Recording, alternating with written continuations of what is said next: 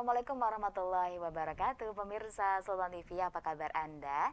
Senang sekali saya Hanifah Abdillah tentunya kembali hadir menjumpai Anda dalam bincang hari ini. Tentu saja hari ini hari Kamis ya, atau hari Rabu nih. Ini kok jadi lupa hari nih. Nah, ini pemirsa Sultan TV di rumah, bisa tonton siaran kami dimanapun Anda berada. Mungkin yang sedang beraktivitas seperti biasa juga ini masih bisa tonton siaran kami, karena siaran kami bisa Anda akses melalui berbagai macam cara. Bisa melalui fanpage Facebook kami dan juga YouTube kami di @sultantv.co, atau juga Anda bisa langsung kunjungi fanpage Facebook atau juga website kami di www.sultantv.co, dan jangan lupa untuk follow Instagram kami di @sultantv.co. Nah, pemirsa Sultan TV, semoga hari ini Anda di rumah sehat selalu, semoga tetap diberikan kesehatan, karena memang sekarang juga masih di situasi pandemi juga. Dan untuk pemirsa Sultan TV yang ingin keluar rumah, tetap berhati-hati, gunakan masker, jaga jarak, dan juga cuci tangan. Tentu saja hindari kerumunan.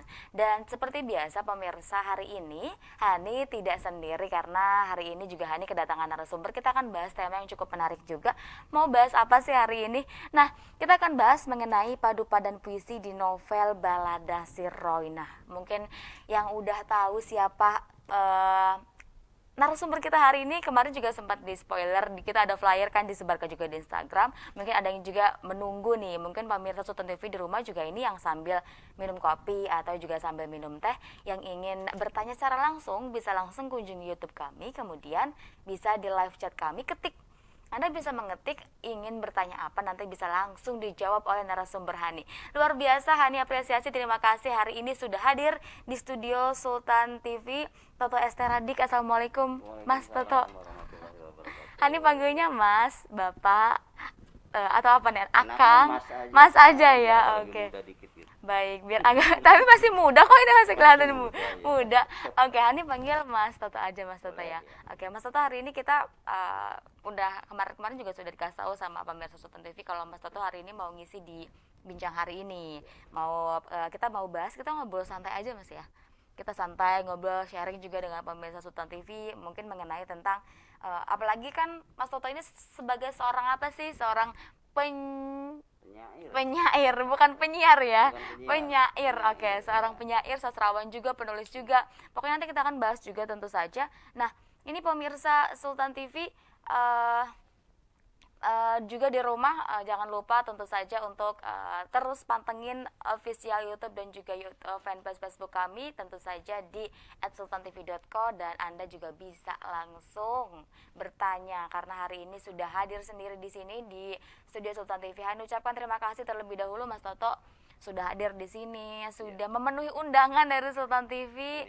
Luar biasa, walaupun mungkin di tengah-tengah kesibukannya pasti ya nih pemirsa. Oke, karena Hani sebelumnya sudah pernah bertemu dan Hani sekarang bertemu lagi nih. Tapi Hani juga pengen tahu sekarang, mungkin terlebih dahulu sebelum Hani tanya aktivitas kesibukan, bisa sapa-sapa dulu Mas Toto, pemirsa Sultan TV di rumah, silahkan. Oke, Assalamualaikum warahmatullahi wabarakatuh. Terima kasih kepada Sultan TV dan tentu saja para pemirsanya di mana saja. Saya datang kembali ke studio Sultan TV bersama Hani. Beberapa waktu yang lalu juga pernah ada acara yang lain, tapi bukan bincang hari ini. Mudah-mudahan hari ini, pagi ini semuanya sehat walafiat. Saya membuka masker tadi saya pakai karena memang protokol kesehatannya harus tetap diterapkan, namun sekarang dibuka untuk memudahkan bicara. Sekali lagi, Assalamualaikum. Baik, siap. Kita akan bincang sharing pastinya mengenai padu padan puisi dan juga novel Balada Sirroy. Oke, baik, walaupun tadi katakanlah Mas Toto sempat kita di belakang juga berbicara, ngobrol sedikit ya. Tadi juga tentang mungkin terapan protokol kesehatan lain sebagainya, mungkin juga kasus terkonfirmasi. Ini untuk diingatkan juga kepada pemirsa Sultan TV bahwa sekarang juga di Serang sudah makin banyak nih ya, dari peraturan pemerintah juga ini dari pusat juga harus tetap kedepankan protokol kesehatan, gunakan masker. Tadi Mas Toto juga pakai masker, terus juga bawaan sanitizer rajin banget nih ya. Terus juga pokoknya udah ini banget lah gitu gitu. Maksudnya ini juga menjaga juga kan untuk pemirsa Sultan TV di rumah juga tentu saja Hani ingatkan untuk terus jaga kesehatan ya Mas Toto ya. Minum vitamin mungkin ya Minum Mas vitamin ya. harus, ya. Harus juga. Sarapan juga harus. Sarapan harus iya. Olahraga gimana nih Mas Toto? Olahraga ringan juga harus. Ringan harus ya. Di rumah atau keluar bisa ya? Di rumah setiap hari jogging ya 1-2 putaran Putaran. komplek cukup lah. Cukup ya, oke. Baik, nah Hani penasaran pengen tahu dong aktivitas Mas Toto, mungkin bisa diceritakan sekarang kesibukannya apa sampai di sela-sela kesibukan bisa mau hadir ke sini nih. Seperti apa kesibukannya Mas Toto, bisa diceritakan? Saya bekerja di sebuah dinas di Kota Serang, dinas pariwisata ya. Jadi ya alhamdulillah bisa hadir hari ini dan ya hari ini juga saya pakai baju putih karena memang harus selesai acara ini nanti ke kantor. Dan di dinas pariwisata itu jadi tidak ada libur karena memang justru ketika libur itulah kita harus memantau, monitoring seluruh aktivitas kepariwisataan sehubungan dengan adanya pergub dari Pak Wahidin Halim tentang perpanjangan keempat PSBB di Provinsi Banten. Tentu saja Kota Serang harus ikut dan menaati aturan itu sesuai dengan instruksi Pak Wali Kota. Jadi ya kami menghimbau sekali lagi supaya libur Natal dan Tahun Baru ini diisi dengan kegiatan yang tidak berkerumun dan tetap menjaga jarak, memakai masker, membawa hand sanitizer, mencuci tangan dan sebagainya. Itu semua bukan buat siapa-siapa tapi buat kita semua. Kita semua. Oke, berarti setiap hari aktivitasnya ada terus nih Mas ya? Ada terus. Yang lain tuh pada libur besok. Besok libur, besok Kamis, Jumat, Sabtu, Minggu itu kan Natal ya. Nah, tadi libur tapi Mas Toto luar biasa ini harus tadi juga sempat cerita katanya harus cek hotel ya, kemudian juga melihat objek wisata juga gitu. Tapi melihat juga objek wisata sekarang juga ya tadi juga sempat disampaikan Mas Toto ya, pemirsa Sultan TV mendingan mestinya sesuai arahan dari gubernur juga kan tidak boleh kemana-mana ya, Mas Toto ya. Ini juga mengecek kan apakah mungkin sesuai standar atau tidak hotelnya, protokol kesehatan dan lain sebagainya ya Mas ya. Oke. Nah, kita akan bahas tentu aja nih pemirsa, ini penasaran juga sebelum kita ngulik tentang padu padan puisi. Coba lihat boleh nggak nih Mas Toto? Boleh lihat ya. Kalau ini yang dulu. Ini yang zaman terbitan pertama ya. Terbitan pertama gini ya. Oh, cukup lengkap nih bawahnya. Ya, masih kecil, masih tipis, kecil tipis dulu 10 buku. Ini pemirsa bisa lihat nih. Ada 10 buku Mas? Ada 10 buku ya. 10 edisi ya. Kemudian ini yang terbaru 2018, satu edisi ditebalkan oleh Mas Golagong, dilengkapi dengan berbagai latar belakang. Oke, nah pengen tanya ini ada tulisan Mas Toto di sini. Di novel Balada Siroy ini dulu sebutnya serial Balada Siroy karena terbit secara berseri di majalah Hai dari tahun 88 ya. Kemudian dibukukan oleh Gramedia menjadi 10 buku. Nah, kemudian beberapa kali terbit ulang di penerbit yang berbeda. Kemudian 2018 diterbitkan kembali oleh Gramedia. Nah, tapi sudah lengkapi ya, bobot ceritanya, latar belakang ceritanya oleh Mas Golagong. Jadi kalau dulu setipis ini, nah kemudian di 2018 jadi tebal. Ini untuk kepentingan penggarapan film Balada Siroy. Nah, jadi latar belakang ceritanya dan sebagainya itu diberi tambahan gitu ya. Hingga jadi lebih tebal dan juga disatukan gitu ya. Ini juga di serial Balada Siroy itu terutama dimulai di buku ketiga itu banyak puisi-puisi saya yang disertakan di dalam serial itu di setiap episode. Ini juga paling pertama sudah ada puisi Mas Toto nih pemirsa nih, sudah banyak juga. Oke, sebelum kita ngebahas tentang kepuisi di Balada Siroy-nya nih Mas Toto nih, Hani pengen tahu dong Mas Toto tuh awal mula mungkin menyukai puisi atau tertarik di dunia puisi itu sejak kapan sih Mas Toto, bisa diceritakan? Awal sekali sih sekitar tahun 79, tahun 80, kelas 3 SMP waktu itu. Saya kebetulan diberi buku puisi oleh kakak saya almarhum. Saya baca dan terpukau oleh puisi-puisi itu. Ada puisi Rendra, puisi Sapardi Djoko Damono, puisi Abdul Hadi WM, puisi banyak lagi penyair-penyair Indonesia waktu itu. Saya terpukau kok bisa ya mereka membuat seperti itu. kata-kata yang indah gitu ya. Ya, Oke. menyentuh dan sebagainya. Kemudian saya coba buat kelas 3 SMP itu, kemudian di acara perpisahan SMP, boleh saya sebut namanya ya, Boleh, nggak SMP apa-apa. Negeri 2 Serang waktu itu, saya bacakan puisi-puisi saya di acara perpisahan. Oke, itu karya sendiri Karya sudah. sendiri, Oke. ya saya tidak tahu apakah bagus atau tidak, tapi yang jelas dapat tepuk tangan lah.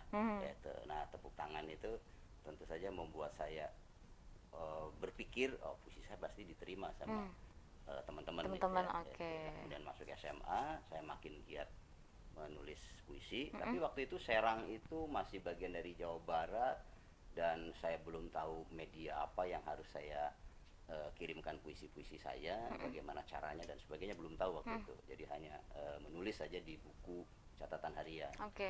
Jadi kalau dulu anak remaja dulu itu selalu bawa-bawa buku Bawa buku. catatan harian. Itu Kalau sekarang catatannya- kan bawa gadget ya. Iya. Nah, kalau dulu bawa buku catatan harian dan setiap hari dituliskan di situ. Di buku itu malah lebih banyak puisinya ketimbang catatan hariannya. Nah, kemudian baru dimuat sekitar tahun 85 di Bandung, di Harian Pikiran Rakyat Bandung ketika saya kuliah di sana. Itu pas zaman kuliah dimuatnya ya Kuliah berarti. di kuliah di Bandung, kemudian di sana ada koran Pikiran Rakyat, kemudian saya kirimkan puisi-puisi saya ke situ dan dimuat ya. Ya dari situlah saya terus sampai hari ini masih Sampai menulis hari ini. puisi. Jadi kalau dihitung-hitung sudah Berapa tahun tuh? sekitar 30 sampai 35 tahun lah. Wow, Ya. dari SMP ya berarti Dari ya. SMP, SMP kelas tapi 3, ya. mulai dimuatnya itu di Mulai dimuatnya ketika kuliah semester 1. itu sering mengirimnya, Mas Toto. Setelah itu sering sekali. Sering ya, sekali. sering Oh. dimuat di mana-mana. Suka aja gitu ya. Ya, Atau gimana? Ya, kenapa senang gitu? aja. Oh, Ya, jadi kalau saya membaca puisi itu saya terpukau gitu. kalau membacanya. Membaca puisi orang lain ya. Oke. Maka saya mencoba membuat puisi sebagus mungkin supaya orang lain juga kemudian tersentuh, terpukau oleh puisi itu. Ya alhamdulillah sampai hari ini puisi-puisi saya diterima ya oleh para pembaca. Sudah terbit dalam kumpulan tunggal saya itu sudah sekitar 3 atau 4 buku puisi. Kalau yang antologi bersama di acara-acara sastra itu mungkin kalau dihitung sudah sampai sekitar 30-an buku ya, antologi bersama. Untuk puisi saja. Untuk puisi. Kalau untuk dibukukan itu sejak mulai kapan nih Mas Toto? Dibukukan tahun 95 ya, waktu itu bareng dengan Mas Golagong membuat puisi, antologi puisi yang dicetak gitu. Tapi sebelumnya sih kita pernah membuat buku puisi di stensil, pakai mesin stensil. Oh. Nah sekarang mungkin nggak kenal mesin stensil itu ya karena sudah serba komputer ya.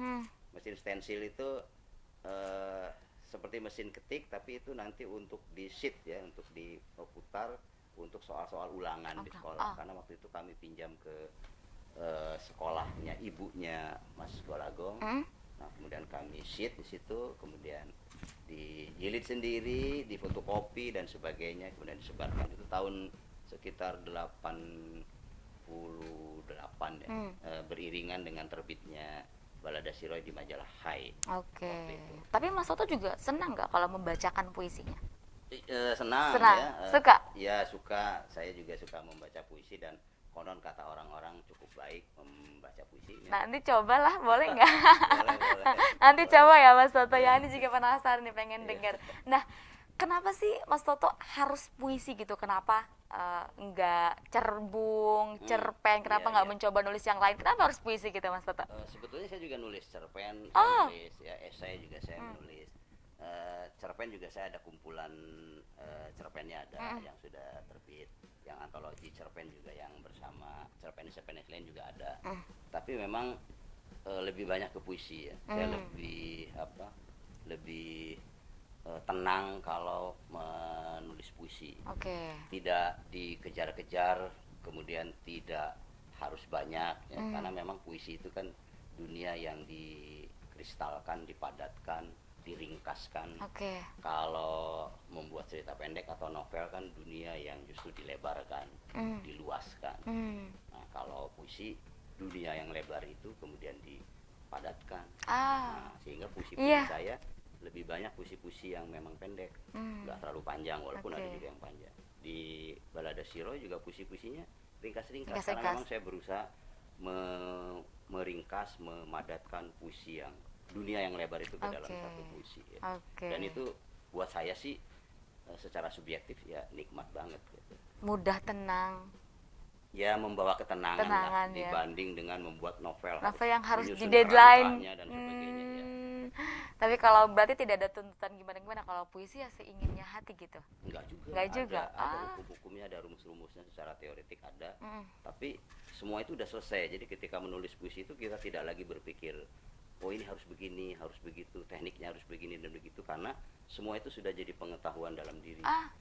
Ketika menulis ya sudah selesai urusan-urusan teori, urusan-urusan teknis. Gitu. Sebab kalau kita berkutat ke urusan teknik, urusan teori, puisinya nggak jadi-jadi.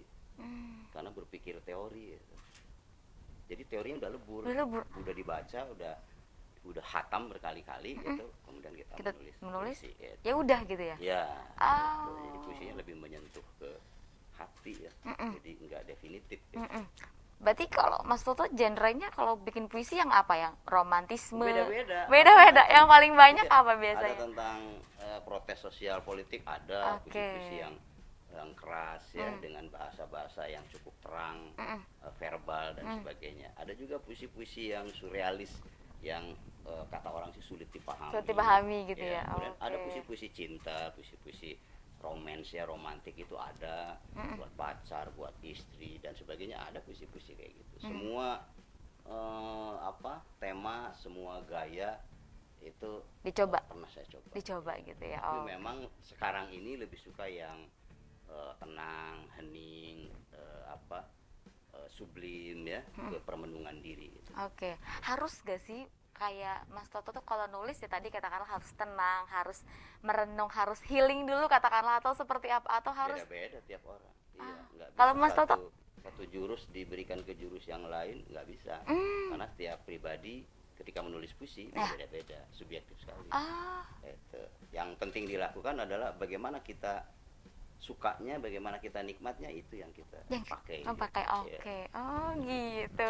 Hani sih nggak jago banget nulis puisi ya, maksudnya bukan nggak jago banget, nggak bisa sih kayaknya, cuma Hani tuh suka nulis kata-kata aja. Dari dulu kan Hani juga dari zaman SD tuh suka punya buku diary gitu tuh, tapi Hani kan tipenya yang bercerita.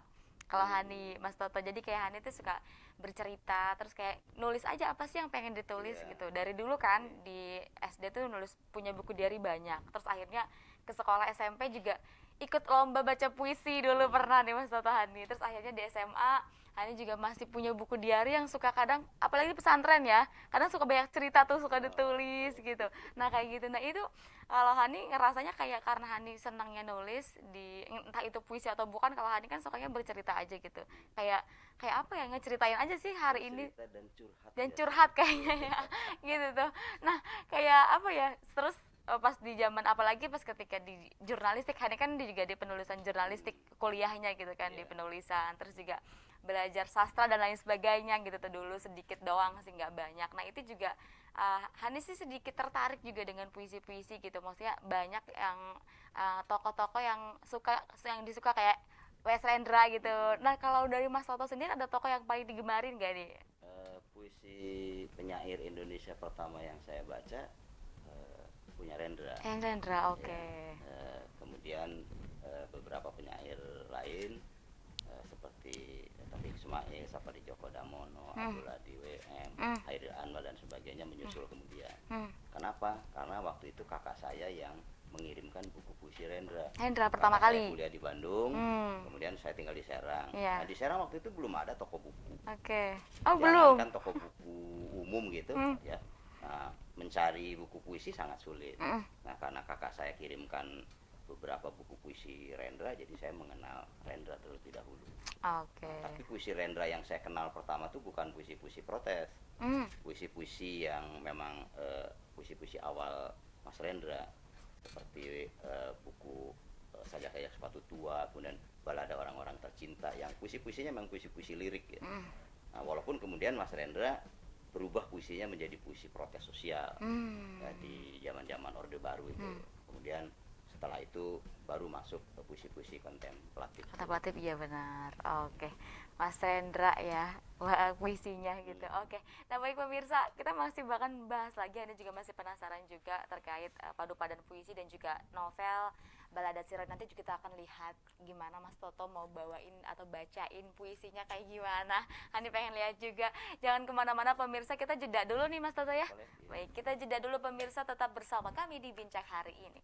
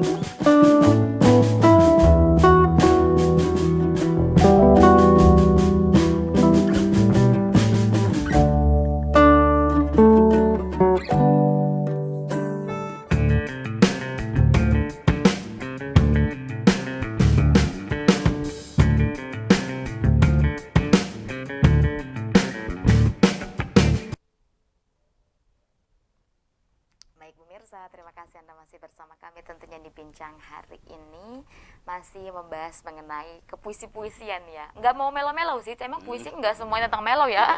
Ya Mas Toto ya banyak mau ada yang perjuangan dan lain sebagainya gitu. Nah ini pemirsa yang tentu saja Hani ingatkan bahwa siaran Sultan TV bisa Anda saksikan di website kami di www.sultantv.co atau juga Anda bisa langsung kunjungi fanpage Facebook dan juga YouTube kami di @sultantv.co, dan jangan lupa nih pemirsa untuk follow Instagram kami di @sultantv.co. Tadi di segmen 1 juga sudah bahas banyak lah sedikit tentang puisi perpuisian nih. Kenapa Mas Toto suka puisi, terus dari kapan suka, ternyata sudah cukup lama juga dari zaman SMP ya. Mas Toto ya. Hani belum lahir kayaknya belum. Masih setia. Masih setia. Oke, dan sampai sekarang pun masih tetap suka ya Mas Toto ya? Masih tetap menulis? Masih ya. Tahun 2020 terbit buku kumpulan puisi saya, Buah Tangan dari Sorga. Oke. Jadi ya berusaha untuk konsisten untuk terus menulis puisi. Berarti yang terbaru bukunya itu nih tahun 2020. Ya, Oke. Buah Tangan dari Sorga judulnya. Buah Tangan dari Sorga. Ya, belum pernah ke Sorga kan? Kalau saya sudah bisa bikin Buah Tangan dari Sorga. Buah Tangan dari Sorga kata ini ya. Ini penasaran gimana sih isinya.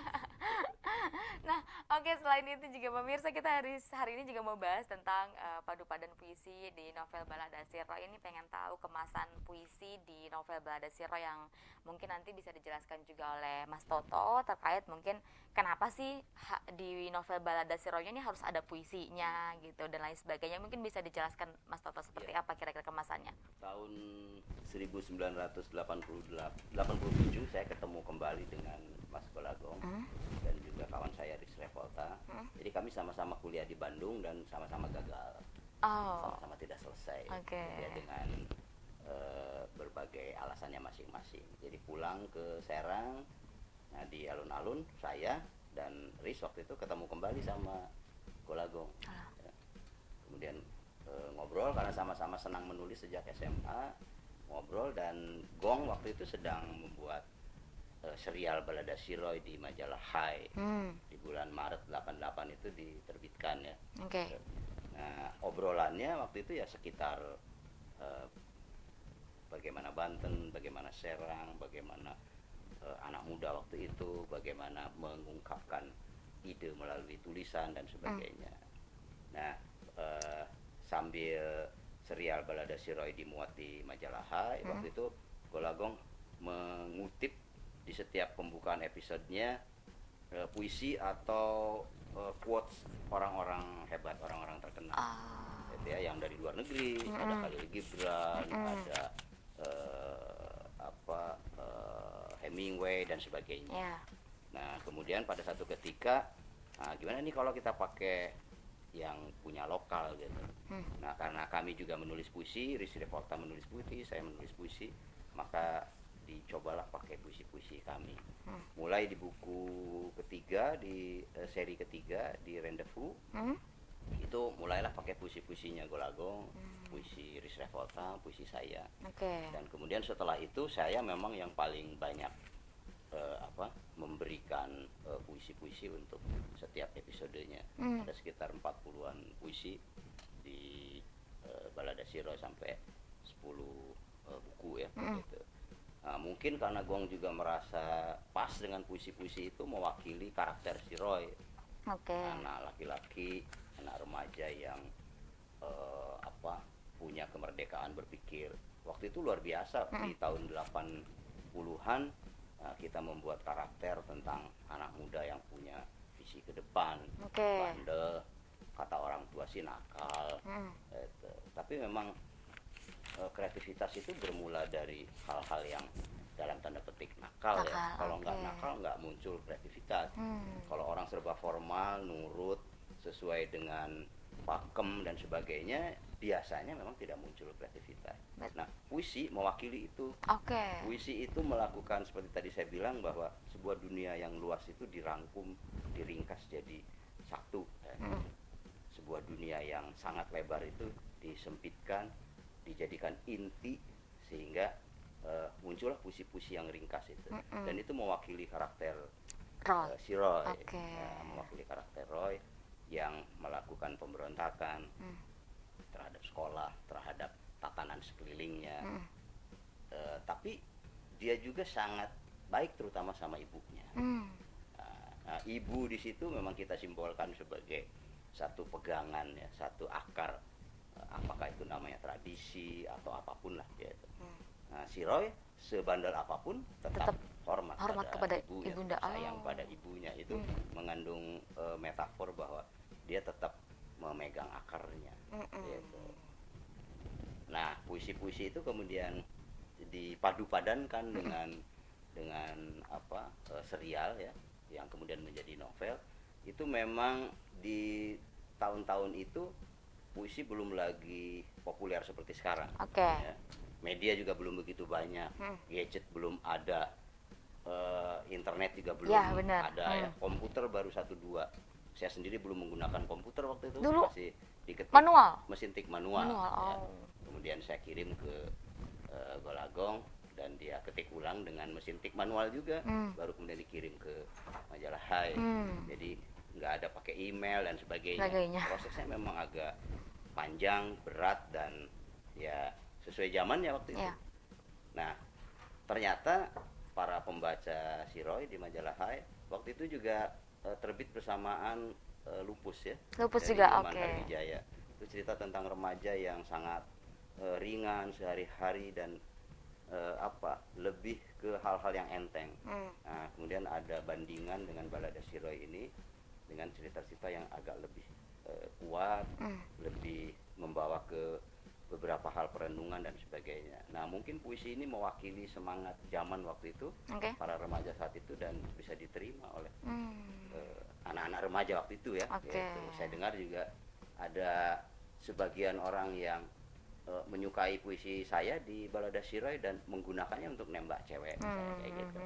Karena konon puisi-puisi itu ampuh untuk nembak cewek. Oh iya. Waktu itu ya. Waktu zamannya Ya, gitu waktu itu ya. ya. Oke.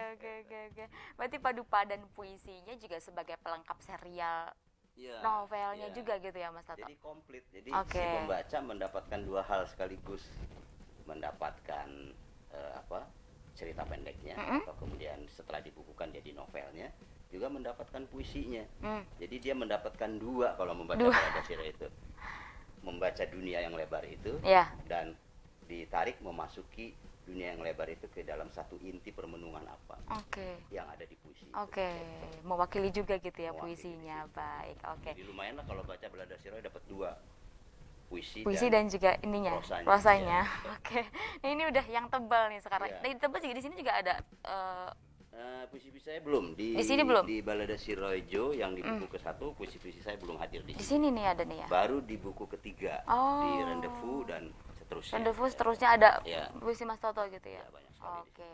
Baik, nah ini mau menepati janji nih pemirsa. Kita akan lihat Mas Toto bacain puisi. Kira-kira puisi yang paling atau menurut Mas Toto bagus lah untuk dibacakan apa nih Mas Toto? Silahkan Mas Toto pilih dulu.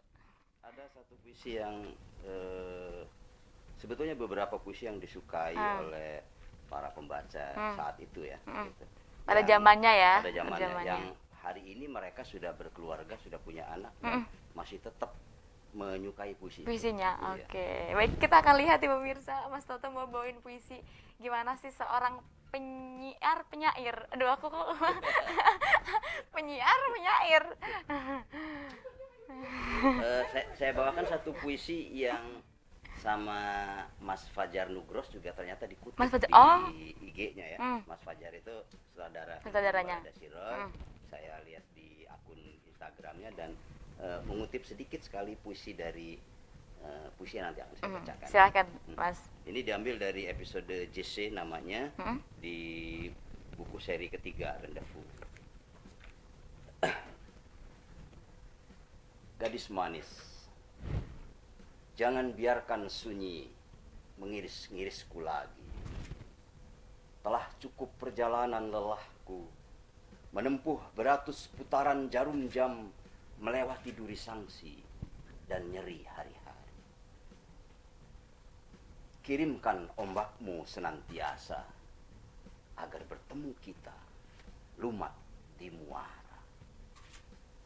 Ringkas dan memang mengena ke hati.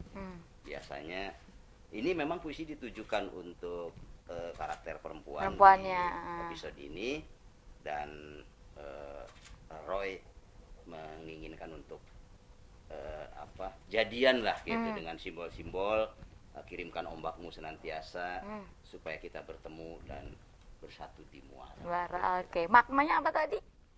Kira-kira Mas? Nembak cewek. Nembak cewek.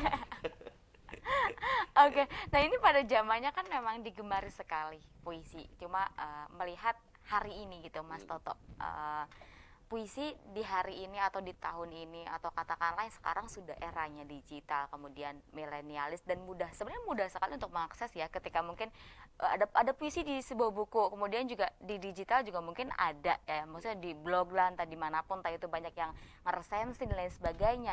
Nah, melihat apakah sekarang juga banyak nggak sih peminat puisi nih Mas Roy? Dibanding dengan tahun-tahun 80-an ketika kami remaja, sekarang peminatnya justru lebih banyak ke puisi ya.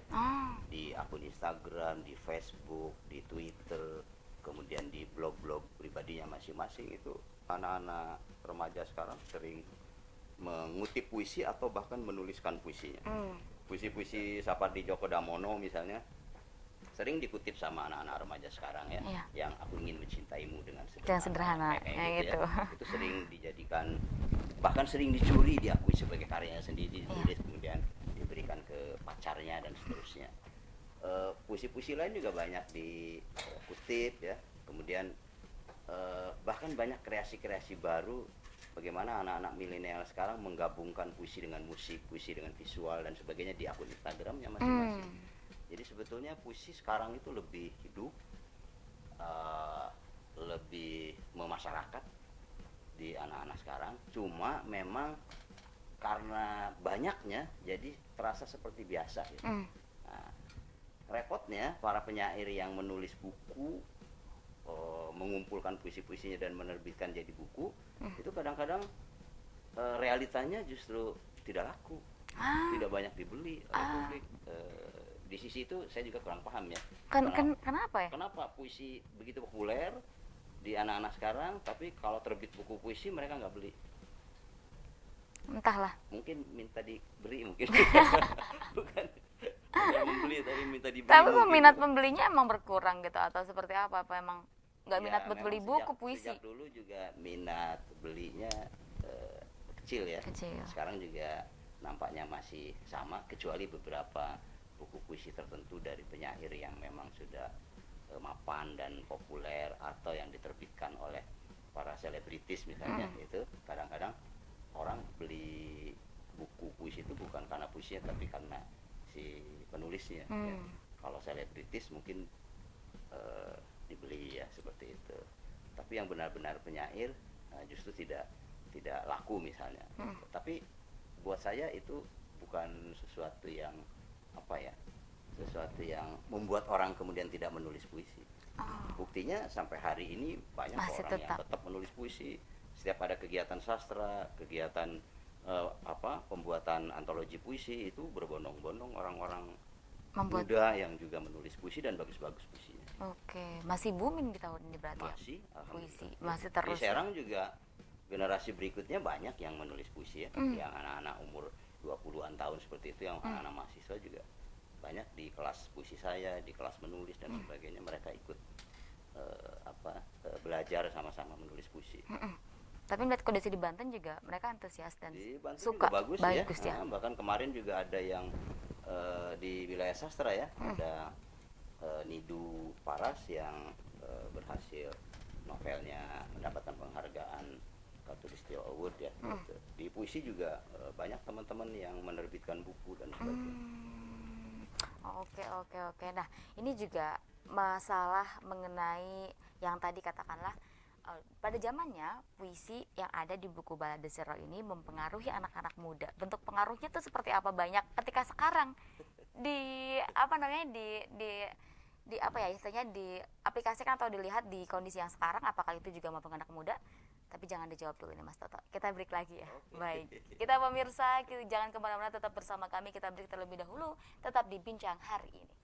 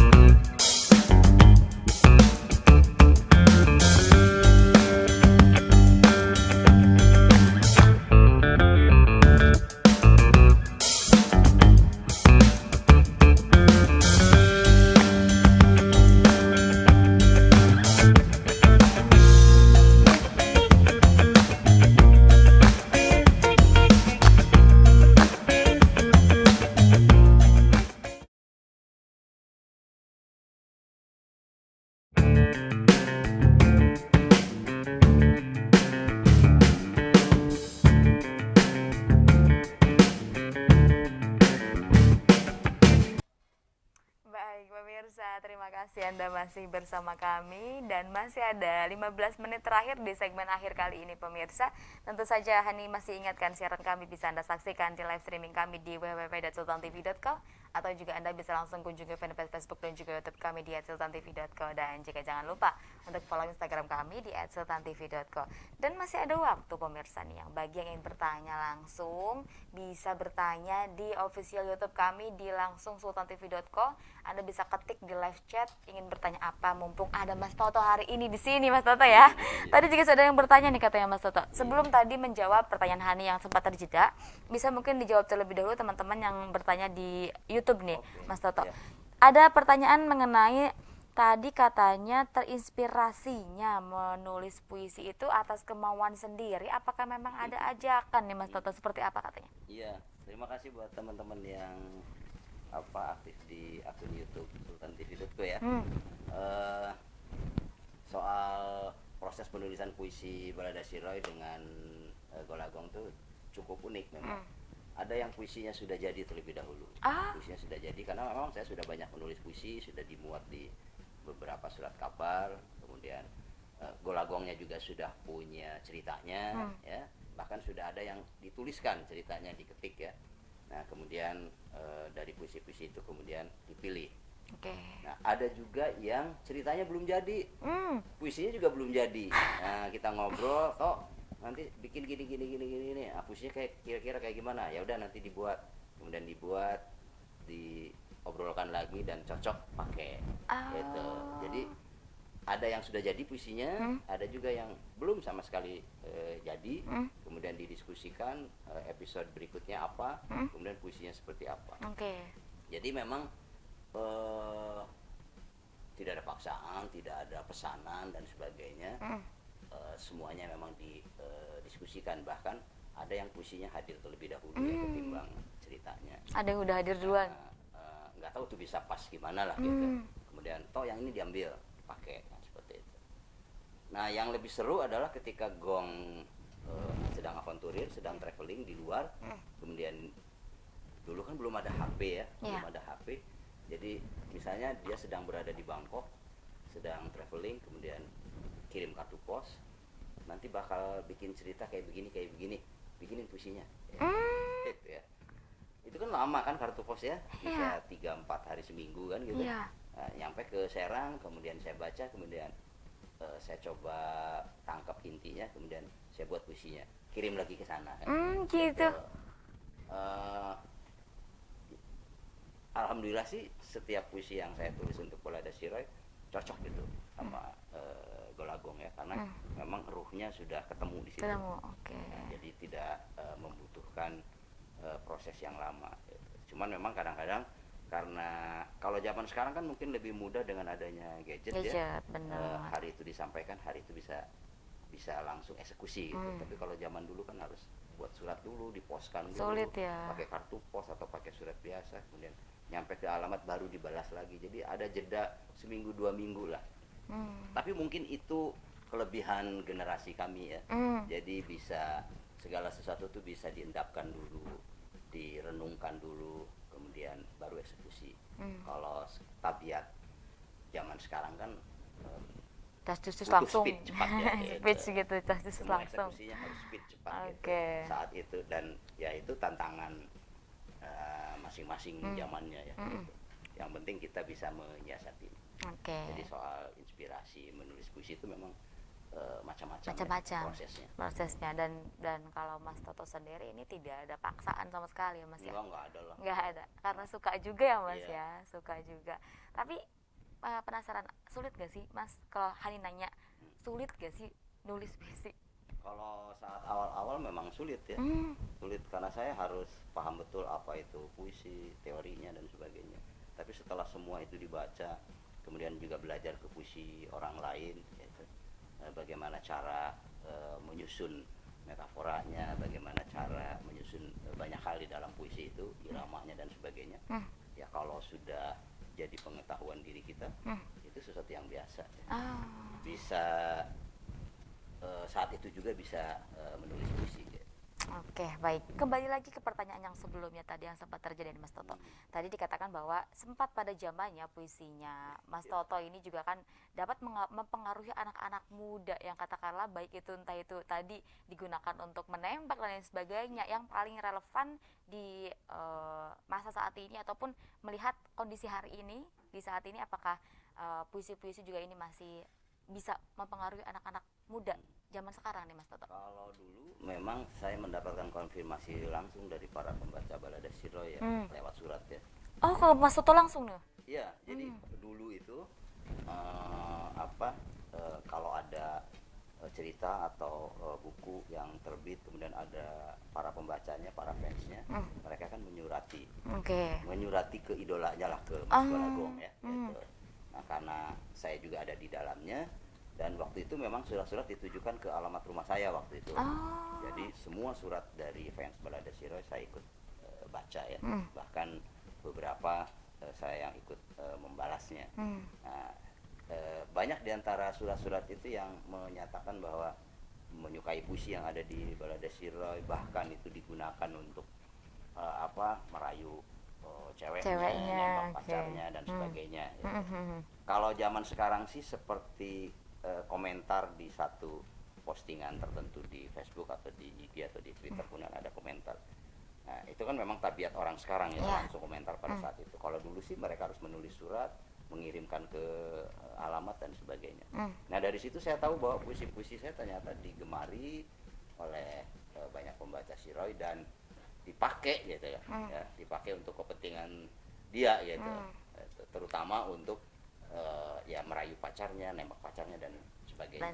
Nah, kalau yang hari ini, yang hari ini kan sudah tidak ada lagi budaya anak-anak sekarang surat-suratan, nulis surat. Iya, benar itu dia itu Mas. Paling saya membaca komen-komen di Facebook, di Instagram dan sebagainya. Kalau mereka juga anak-anak sekarang ini ternyata masih menyukai Balada Siroy. Nah, nanti akan kelihatan ketika film Balada Siroy sudah jadi. Tadi kan ada yang nanya di juga. YouTube juga, kapan kira-kira film Balada tayangnya Siroy katanya. Info dari IDN Picture yang menggarap film Balada Siroy sih sekitar 2021 Januari syuting, mudah-mudahan setengah tahun setelah itu bisa tayang di bioskop ya. Itu pun mudah-mudahan bioskopnya sudah boleh dibuka oleh pemerintah ya, sesuai protokol kesehatan di pandemi COVID-19. Nah, kalau nanti di bioskop sudah diputar film ini, kami sih membayangkan penontonnya akan beragam.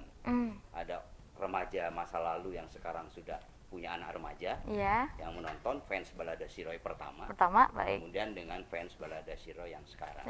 Jadi nanti ada orang tua dan anak remaja yang nonton. Mudah-mudahan itu terjadi gitu. Kalau itu terjadi berarti Balada Siroy memang diterima di setiap zamannya. Tapi menurut Mas Toto ini buku Balada Siroy masih diminati anak-anak milenial sekarang, Mas Toto? Masih relevan sih. Relevan ya? Ceritanya masih relevan dengan kondisi sekarang, karena memang bicara soal bagaimana menjadi anak remaja lelaki yang menghadapi situasi zamannya. Nah, tentu saja problemnya berbeda, tetapi penyikapan terhadap problem itu membutuhkan satu hal, keberanian, out of the box, benar. Kemudian tidak berpikir linear dan sebagainya, sehingga apapun problemnya di zaman apapun itu seorang anak remaja yang memang harus mampu mengatasi persoalan dan Siroy menawarkan itu. Bagaimana mengatasi persoalan itu, tidak tergantung orang tua, tidak tergantung kekayaan, tidak tergantung kekuatan fisik, tapi memang harus dilakukan dengan kreativitas. Tapi katanya juga ini ada kontroversi yang masalah penyimpangan katanya. Menurut Mas Toto seperti apa nih? Ya, sebagian pihak akan melihat itu sebagai penyimpangan ya, dalam tanda petik ya. Tapi memang setiap kreator, setiap orang yang bergerak di dunia kreativitas pasti dia memang harus punya kemampuan melakukan penyimpangan dari sesuatu yang sudah mapan. Itu barulah terjadi kreativitas. Kalau tidak kan orang akan mengambil garis lurus ya. Gitu. Nah, kreativitas biasanya tidak mengambil garis lurus yang sudah ditentukan, tapi melakukan dalam tanda petik penyimpangan. Tentu saja penyimpangan yang kemudian muncul dalam bentuk kreativitas, bukan kejahatan, bukan kriminal. Jadi beda antara nakal dengan jahat ya. Oke, disuruh closing statement katanya Pak. Oke, Bapak Bapak kan jadinya Mas Toto nih. Mas, kira-kira apa nih yang menjadi catatan penting di padu padan puisi dan di novel Balada Siro ini, kira-kira yang ingin disampaikan di tema kita hari ini? Ya. Puisi dan prosa itu dunia yang berbeda, dua hal yang berbeda. Cara menulisnya pun berbeda, tetapi keduanya bisa digabungkan menjadi satu, jadi satu kekuatan tersendiri, dan itu ada di Balada Siroy. Ya.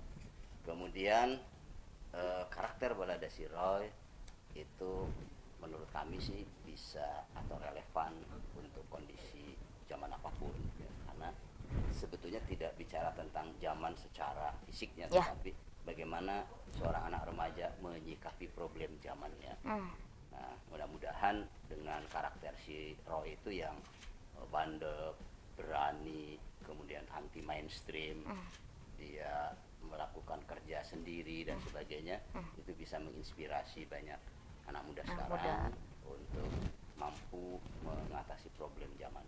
Oke, baik. Kira-kira harapannya ke depan seperti apa nih Mas Toto, baik itu dari segi harapan pada anak muda zaman sekarang ataupun juga secara keseluruhan kira-kira? Terutama untuk film Balada Siroy, mudah-mudahan itu bisa diterima oleh publik, oleh para pembaca di setiap tingkatan usianya, ya, baik dari yang sudah orang tua, dewasa, dan remaja. Kami juga berharap mudah-mudahan buku Balada Siroy ini bisa diterima sepanjang zaman, dan mudah-mudahan Mas Golagong diberi kesehatan, kekuatan untuk menuliskan catatan-catatan tambahan tentang Siroy. Hari ini saya dengar Mas Golagong sedang menulis prequelnya, prequelnya, kisah sebelum Balada Siroy muncul. Siroy berada di Serang, karena dulunya ada di Bandung. Nah, itu nanti sedang dituliskan ulang.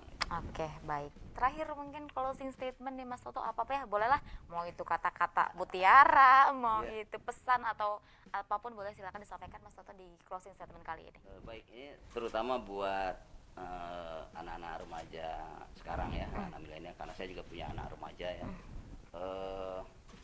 Setiap zaman memiliki tantangannya masing-masing dan itu harus dihadapi dengan caranya masing-masing.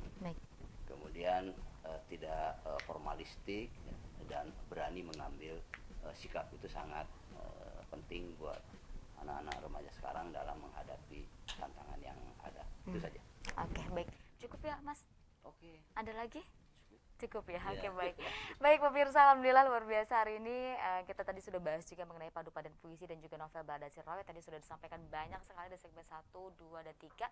Bagi yang ingin menonton ulang nanti bisa langsung tonton di siaran kami di @sultantv.co, dan Hani ucapkan terima kasih banyak kepada Mas Toto hari ini sudah sharing-sharing, bincang-bincang. Semoga lain waktu bisa hadir lagi di sini, ya Mas Toto, ya.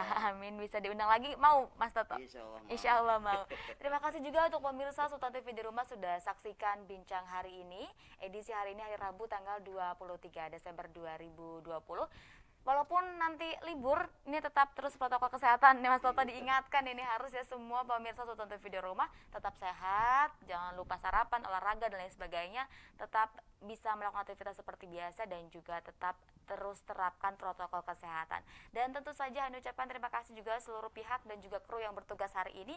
Akhir kata saya Hanifah Abdillah dan juga narasumber Hani hari ini Toto Astiradi. Baik, kami berdua pamit undur diri. Terima kasih atas kebersamaan Anda. Sampai jumpa. Wassalamualaikum warahmatullahi wabarakatuh. Waalaikumsalam.